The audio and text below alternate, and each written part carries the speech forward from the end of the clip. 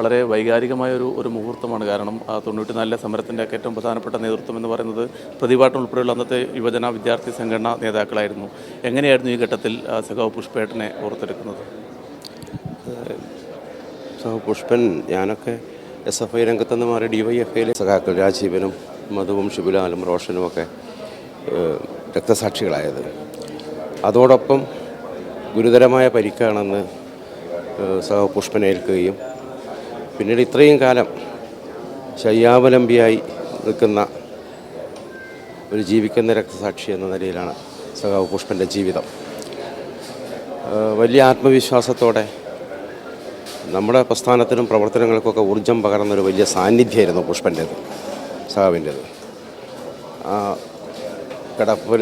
കിടക്കയിൽ അങ്ങനെ കിടക്കുന്നൊരവസ്ഥയിൽ പോലും ഇവിടുത്തെ എല്ലാ പുരോഗമന പ്രസ്ഥാനങ്ങളുടെയും പോരാട്ടങ്ങൾക്കൊരു നിരന്തര ഊർജം പകർന്നുകൊണ്ടിരുന്നൊരു സാന്നിധ്യം.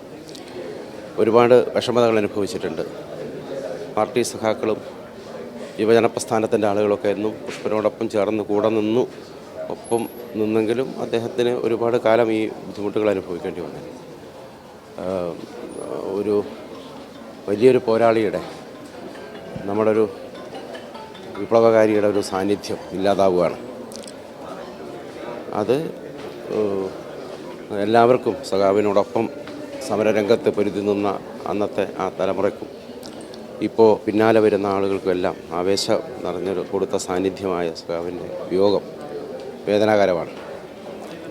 ഇതിവിടെ മറ്റൊരു പ്രധാനപ്പെട്ട കാര്യം നമുക്കറിയാം, ഈ പുഷ്പേട്ടൻ ഈ ഗുരുതരമായി പരിക്കേറ്റ് കിടക്കുമ്പോഴും ഈ അതിജീവനത്തിൻ്റെ ഓരോ ദിവസവും അദ്ദേഹത്തിൻ്റെ ഒരു അതിജീവനത്തിൻ്റെ ഒരു യാത്ര കൂടിയാണ് അദ്ദേഹത്തിൻ്റെ ഈ സഹന ജീവിതം എന്നുള്ളത്.